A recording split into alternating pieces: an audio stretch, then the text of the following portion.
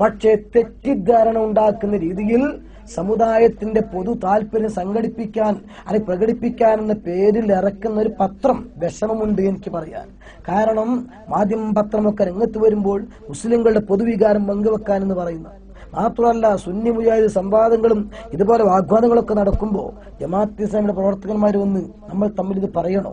കാശ്മീരും ഗുജറാത്തും അഫ്ഗാനും പലസ്തീനും അതൊക്കെ നേരിടുന്ന സമയത്ത് നമ്മൾ തമ്മിൽ എന്തിനിങ്ങനെ എന്ന് ചോദിക്കുന്ന നല്ല വർത്തമാനം ജമാഅത്ത് ഇസ്ലാമി ആളുകൾ പറയാറുണ്ട്.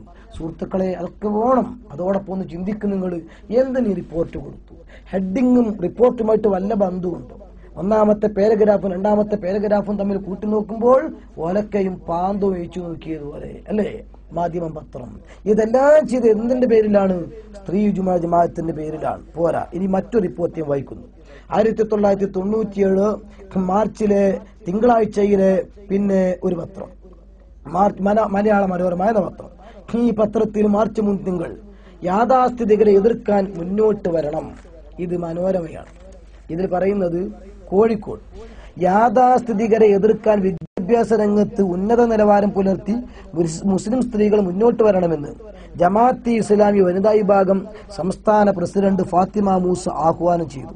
സ്ത്രീകളുടെ പള്ളിപ്രവേശനം സംബന്ധിച്ച് ഗേൾസ് ഇസ്ലാമിക് ഓർഗനൈസേഷൻ സംഘടിപ്പിച്ച വനിതാ സമ്മേളനം ഉദ്ഘാടനം ചെയ്യുകയായിരുന്നു അവർ. ജുമാ നമസ്കാരം എല്ലാ മുസ്ലിങ്ങൾക്കും നിർബന്ധമാണ്. സ്ത്രീകൾക്കും ഇത് ബാധകമായതിനാൽ പള്ളിയിൽ പോയി നമസ്കരിക്കുന്നതിൽ നിന്ന് അവരെ വിലക്കുന്നത് ശരിയല്ല. അപ്പൊ സ്ത്രീകൾക്ക് ജുമാ നിർബന്ധമാണ് എന്ന് ഞാൻ ചോദിക്കട്ടെ, നിങ്ങൾക്ക് വാദമുണ്ട്? ഇത് സുന്നി പണ്ഡിതന്മാരെ വിമർശിക്കാൻ വേണ്ടി മാത്രം ഉപയോഗപ്പെടുത്തുക. എന്നിട്ട് അതിന്റെ ആ റിപ്പോർട്ടിന്റെ അവസാനം മുസ്ലിം സ്ത്രീകളുടെ മൗലികാവകാശമായ ആരാധനാ സ്വാതന്ത്ര്യത്തെ നിഷേധിക്കുന്ന യാഥാസ്ഥിതിക പക്ഷത്തിന്റെ വാദഗതികളെ എതിർത്ത് തോൽപ്പിക്കണമെന്ന് അന്വേഷി പ്രസിഡന്റ് കെ അജിത പ്രസ്താവിച്ചു. പൂച്ചക്ക് എന്താ കൂട്ടരെ പൊന്നു തൂക്കുന്നിടത്ത് അജിതക്ക് എന്താ ശരീഅത്ത്? ശരീഅത്ത് പറയേണ്ടത് പണ്ഡിതന്മാരാണ്. പക്ഷേ ഈ ശരീഅത്ത് പറയുന്ന പണ്ഡിതന്മാരെ കുതിര കയറാൻ അന്വേഷിയുടെ നേതാവായ അജിതയെ പോലുള്ള ആളുകൾക്ക് ധൈര്യം പകർന്നത്, സ്റ്റേജ് കൊടുത്തത്, അവരുടെ സ്റ്റേറ്റ്മെന്റുകൾ അച്ചടിച്ച് പത്രത്തിൽ വരാനുള്ള ധൈര്യം പകർന്നത് ഇവിടെ ജമാഅത്ത് ഇസ്ലാമിക്കല്ലേ? ഇത് ഇസ്ലാമിനോട് ചെയ്യുന്ന ക്രൂരതയല്ലേ? നിങ്ങൾ ആലോചിച്ച് നോക്കുന്നു. ഒന്നുകൂടെ ഞാൻ ചോദിക്കട്ടെ, ഇവിടെ 1921 മുതൽ പ്രവർത്തിക്കാൻ തുടങ്ങിയ മുജാഹിദ് പ്രസ്ഥാനം, 41 മുതൽ പ്രവർത്തിക്കാൻ തുടങ്ങിയ ജമാഅത്ത് ഇസ്ലാമി, അന്നൊന്നും എവിടെയും കേരളത്തിൽ പെണ്ണുങ്ങൾ പള്ളിയിൽ വരുന്നില്ലല്ലോ. ആദ്യമായി പെണ്ണ് പള്ളിയിൽ വന്നത് 947 ശേഷമല്ലേ? വെള്ളാറമ്പാറ ഖദീജ കുട്ടിയും PK ആമിനത്താത്തയും അല്ലെ? പള്ളിയിൽ പോകുന്ന വിഷയത്തിൽ ജമാഅത്ത് ഇസ്ലാമി മുജാഹിദും കൂറുകാരാണല്ലോ. അവരുടെ പുടവയിൽ പറഞ്ഞതായത് വെള്ളാറമ്പാറ ഖദീജ കുട്ടി, PK ആമിനത്താത്ത 947 ശേഷമാണ് ആദ്യമായി പള്ളിയിൽ പോയത്. എന്ത് അതുവരെ പോകാതിരുന്നത്? പോകട്ടെ, കേരളത്തിലെ അവസ്ഥ പോകട്ടെ. വിദേശ രാജ്യങ്ങളിൽ ഗൾഫ് പണ്ഡിതന്മാർ ആ വിഷയത്തിൽ അവരുടെ കാഴ്ചപ്പാട് എന്താണ്? ഇത് കണ്ടോ നിങ്ങൾ? സമാഅത്തു ഷെയ്ഖ് ഇബ്നു ബാസിന്റെ ഫത്വയാണ്. അൽ മുസ്ലിമൂൻ പത്രം, സ്വലാത്തുൽ മർഅത്തി ഫീ ബൈതിഹാ ഖൈറുൻ ലഹാ വ അഫ്ളൽ, സ്ത്രീകൾക്ക് ഏറ്റവും ഉത്തമം വീട്ടിൽ വെച്ചുള്ള നിസ്കാരമാണ്. ഇത് വിദേശ പണ്ഡിതന്മാരുടെ അഭിപ്രായം. ഇനി പോകട്ടെ, ജമാഅത്ത് ഇസ്ലാമിയുടെ തന്നെ പ്രബോധനത്തിൽ എഴുതി. ഇത് പ്രബോധനത്തിന്റെ 1988 ജനുവരിയിലെ പ്രബോധനമാണ്. ഇതിലൊരു ചോദ്യം മൈമൂന മാവൂരാണ് ചോദിച്ചത്. ചോദ്യം: പുരുഷൻ സ്ത്രീക്ക് ഇമാമത്ത് നിൽക്കുക എന്നതാണല്ലോ ഇസ്ലാമിക നിയമം.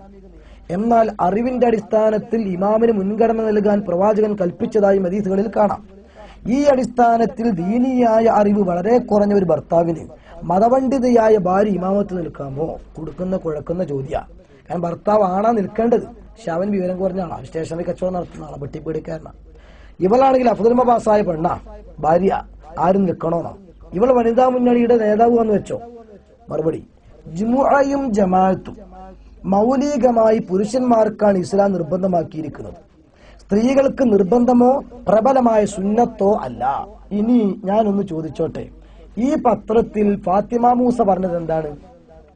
നിർബന്ധ കൽപ്പനയിൽ സ്ത്രീ പെടുമെന്നാണ്. ഇപ്പോൾ പ്രബോധനത്തിൽ പറയുന്നതോ ചോദ്യം ചോദിക്കേണ്ടത് പോലെ ചോദിച്ചപ്പോൾ കുടുങ്ങി. അപ്പൊ കൊടുത്ത മറുപടി സ്ത്രീകൾക്ക് ജുമുഅയും ജമാഅത്തും നിർബന്ധം പോയി പ്രബലമായ സുന്നത്ത് പോലുമില്ല. അതേ സുഹൃത്തുക്കളെ, ഏച്ചു കൂട്ടിയാൽ മഴിച്ചു നിൽക്കും. മനുഷ്യ നിർമ്മിത പ്രത്യയശാസ്ത്രത്തിന് പരിവർത്തനവും മാറ്റവും വരും. അതിന്റെ തെളിവാ ഫാത്തിമ മൂസയുടെ ഈ പ്രഖ്യാപനം. പ്രബോധനത്തിൽ നേരെ വൈരുദ്ധ്യമായ ഫത്വ.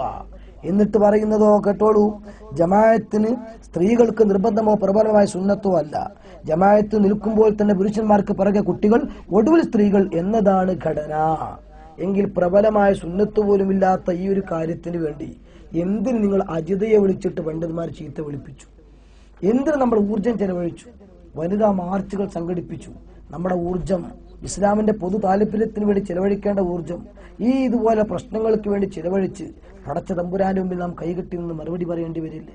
ഇത് നോക്കിക്കോ നിങ്ങൾ, ഇവിടെ തെളിവുദ്ധരിക്കാറുള്ള അഥവാ പള്ളിയിൽ സ്ത്രീകൾ പോകണം എന്നതിന് തെളിവായിട്ട് ഉദ്ധരിക്കാറുള്ള ഹദീസ്, നബി തങ്ങൾ ഈത്തിക്കാഫിരിക്കാറുണ്ട് റമദാനിൽ, അവിടുത്തെ ഭാര്യമാരും ഈത്തിക്കാഫിരിക്കാറുണ്ട് എന്ന്.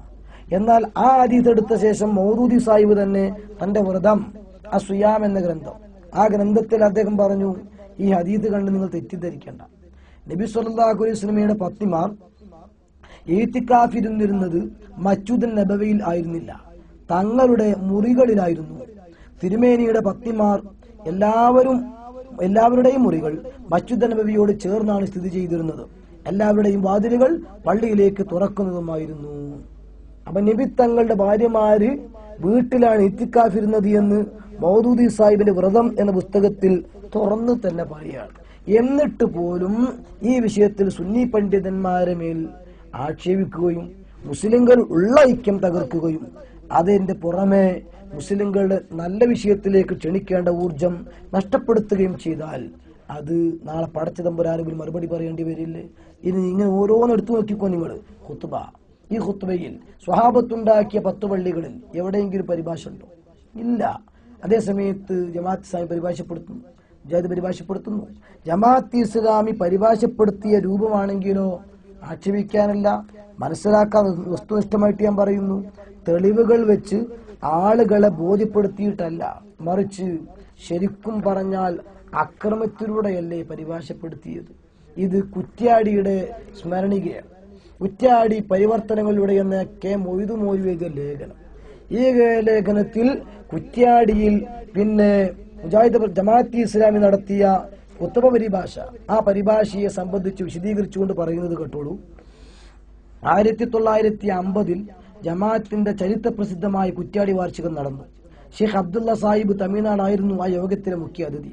സ്വതസിദ്ധമായ ശൈലിയുടെ ഉടമയായ അദ്ദേഹത്തിന്റെ പ്രസംഗമാണ് കുറ്റ്യാടിയെ പിടിച്ചു കുലുക്കിയത്. ഈ സമ്മേളനത്തിന്റെ പ്രവർത്തനാർത്ഥം ദിവസങ്ങളോളം ഹാജി സാഹിബ് അഥവാ ജമാഅത്ത് ഇസ്ലാമിയുടെ കേരളത്തിലെ ആദ്യത്തെ നേതാവ് മൗദൂദിയുമായിട്ട് ബൈഅത്ത് ചെയ്തു വന്ന മുഹമ്മദ് അലി ഹാജി സാഹിബ് കുറ്റ്യാടിയിൽ ക്യാമ്പ് ചെയ്തു വരികയായിരുന്നു. ഇതിനിടയിലാണ് അബ്ദുള്ള കുട്ടി മൗലവിയുടെ സമ്മതത്തോടുകൂടെ ജനാബ് കൈതക്കമ്മണ്ണിൽ സൂപ്പി സാഹിബ്, ചെറുവട്ട് മൊയ്തീൻ സാഹിബ്, TP അബ്ദുള്ള മാസ്റ്റർ, കോവിലത്തെ ചക്കര മൊയ്തീൻ സാഹിബ്, മൂസ മാസ്റ്റർ തുടങ്ങിയവർ ഹാജി സാഹിബിനെ സമീപിച്ച് കുറ്റ്യാടിയിലെ ഖുത്ബ പരിഷ്കരണത്തെ സംബന്ധിച്ച് സംസാരിച്ചു. അഥവാ ഖുത്ബയൊന്ന് പരിഭാഷപ്പെടുത്തിയാൽ കൊള്ളാം എന്ന ആശയം. അപ്പൊ പറയേണ്ടത് എന്താ? ഇന്ന തെളിവുകളുടെ വെളിച്ചത്തിൽ, ഇന്ന ആശയത്തിന് വെളിച്ചത്തിൽ പരിഭാഷയാകാം, അല്ലെങ്കിൽ നമുക്ക് നാട്ടുകാരുമായിട്ട് ചർച്ച നടത്താം, എന്നിട്ടൊരു സമന്വയത്തിൽ എത്തിയ ശേഷം നമുക്ക് പരിഭാഷ ആരംഭിക്കാം. ഇതല്ലേ മാന്യത? ഇങ്ങനെയാണല്ലോ ചെയ്യേണ്ടത്, അതല്ലേ മസ്ലഹത്ത്?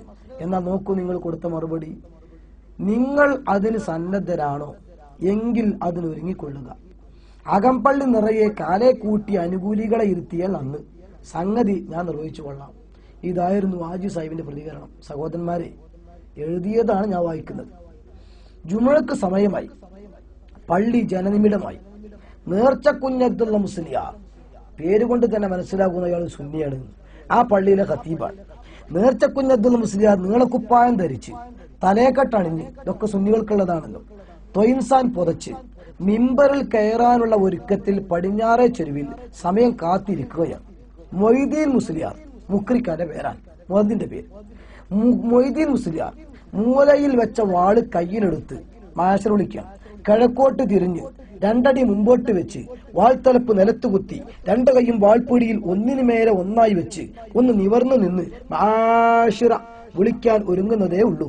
അപ്പോഴേക്കും ഹാജി സാഹിബ് മിമ്പറിന്റെ 3-ാം പടിയിൽ കയറി കിഴക്കോട്ട് തിരിഞ്ഞ് അസ്സലാമു അലൈക്കും വറഹ്മത്തുള്ളാഹി എന്ന് ഉറക്കെ പറഞ്ഞ് മിമ്പറിന്റെ മുകളിലെ പടിയിൽ ഉപവിഷ്ടനായി കഴിഞ്ഞിരുന്നു.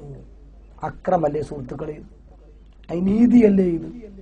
നമ്മളൊരു ജമാഅത്ത് ഇസ്ലാമിനെ വിമർശിച്ച് പ്രസംഗം നടത്തുമ്പോ നാളെ പീഡിക വരാതെയിൽ ചർച്ച, കാശ്മീർ വെന്തരിയുമ്പോ ഗുജറാത്ത് വറങ്ങലിക്കുമ്പോൾ, ബാബരി നഷ്ടപ്പെടുമ്പോൾ, ഫലസ്തീൻ എല്ലാം കുഴപ്പമുണ്ടാവുമ്പോൾ മുസ്ലിങ്ങൾ തമ്മിൽ ഇങ്ങനെ സലാം പറയാൻ പാടില്ല, വ്യത്യസ്കരിക്കാൻ പാടില്ല, ഇതൊക്കെ ഇപ്പോൾ നടത്തേണ്ട പ്രസംഗമാണോ എന്ന് ചോദിക്കും.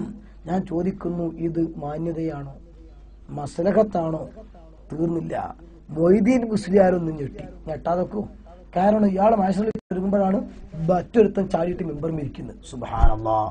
തിരിഞ്ഞു നോക്കുമ്പോൾ കൊടുക്ക് ബാങ്ക് എന്നൊരു കൽപ്പനയായിരുന്നു കേട്ടത്. മൊയ്തീനോട് ബാങ്ക് കൊടുക്കാൻ പറഞ്ഞു. സദസ് നിശബ്ദം. മുസ്ലിയാർ കുഴപ്പത്തിലാണ് എന്ന് മനസ്സിലാക്കിയ ഒരാൾ, ഒരു ജമാഅത്ത് ഇസ്ലാമിക്കാരൻ, എഴുന്നേറ്റ് മുസ്ലിയാരെ പിടിച്ച് പടിഞ്ഞാറോട്ട് തിരിച്ച് നിർത്തി ബാങ്ക് കൊടുക്കാൻ പറഞ്ഞു. ഇതൊരു പീഡനല്ലേ സത്യത്തിൽ? ആ പാവം സാധു അറ്റാക്കായി പോയെങ്കിലും അതേസമയത്ത് മറ്റൊരാൾക്ക് ബാങ്ക് കൊടുത്തേച്ചാൽ മതി, ഇയാൾ കൊണ്ട് തന്നെ പിടിച്ച് നിർത്തി ബാങ്ക് കൊടുക്കാൻ പറഞ്ഞു. അങ്ങനെ തുടർന്ന് കുറ്റ്യാടിയുടെ ചരിത്രത്തിൽ ആദ്യമായി സ്വതന്ത്ര മലയാള ഖുത്ബ നടന്നു. ഞാൻ പറയട്ടെ, ഇതാണോ ദീനീ പ്രവർത്തനം? ഞാൻ കൂടുതൽ വിശദീകരിക്കുന്നില്ല, മനസ്സിലാക്കാൻ വേണ്ടി മാത്രം.